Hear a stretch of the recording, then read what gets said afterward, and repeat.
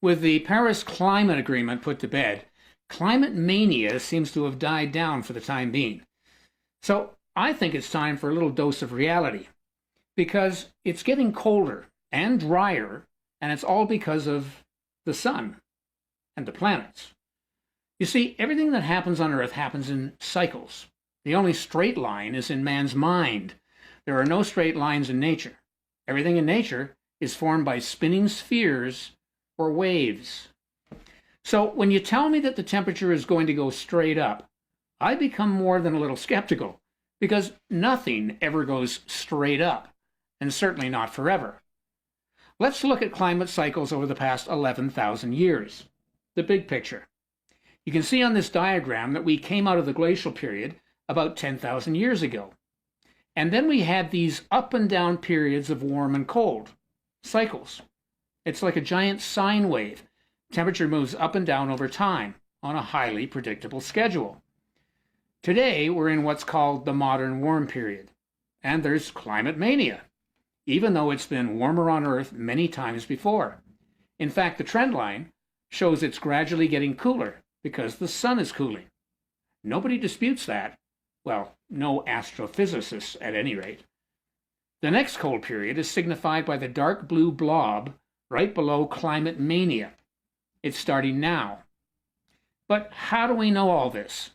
Well, in the early 1900s, Dr. Raymond Wheeler, with a team of about 200 researchers, analyzed climate back about 20 centuries to 600 BC. He used tree rings and sunspot records to plot both temperature and rainfall over that entire period. He identified major climate cycles of 100, 170, 515, and 1,030 years. Now, he predicted extreme weather at about the year 2000, followed by a turn colder and a long-term drought. And sure enough, that's exactly what seems to be happening. In fact, the global temperature has gone sideways since 1998. Oh, yes, it has. And the recent drop in solar activity is warning of a much colder time coming ahead.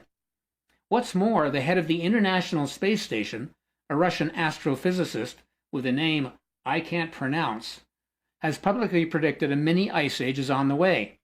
Now, let's drill down to the most recent 4,000 years. This chart uses data from the National Oceanographic and Atmospheric Administration. It comes from the Greenland Ice Core Research Project ending in 1992. Ice cores are an extremely accurate method of determining temperature back through the centuries. What's interesting about this chart is that it accurately supports all of Dr. Wheeler's cycles. You can see the large temperature peaks every 1,030 years, the red arrows. These extremely warm and wet periods supported bountiful crops so that major societies grew to the height of their power. Dr. Wheeler called it the civilization cycle. You can see the 172-year peaks as well, the orange arrows. In almost every case, the temperature turned colder at the 172-year mark. Now, 2007 was the most recent major turn date. But the other remarkable thing about this chart is the correlation with major civilizations. When the climate turns warm and wet for long periods, the world's greatest empires have emerged. Egypt, Greece, Rome, the Mayans, the Vikings, and so on. When the climate grew colder, these great cultures fell into ruin. Bad things start to happen when climate turns cold. Rome burned as it got colder. Hadrian's Wall was built to keep out invaders at the bottom of a cold spell. Social mood always turns negative with colder climate, and that brings about riots and wars. Cold periods often get labeled as dark ages because there is little advancement in living standards.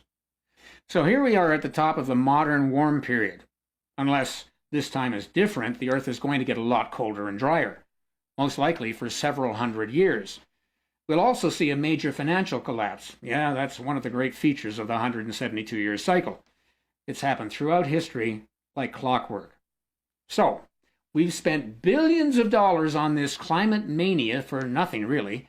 We had this information more than a century ago. The sun and the planets are the main drivers of climate change on our tiny little planet. We know that. We can't change Mother Nature. It's going to get colder and drier. There's no question about that. You see, history repeats over and over and over again. So if you want to know the future, you look at the past. But of course, nobody does that. They'd much rather program computers to try to simulate what they think is man-made warming. Meanwhile, just when we're going to need more energy and warmth, we have politicians trying to tax it out of existence and shut down coal plants.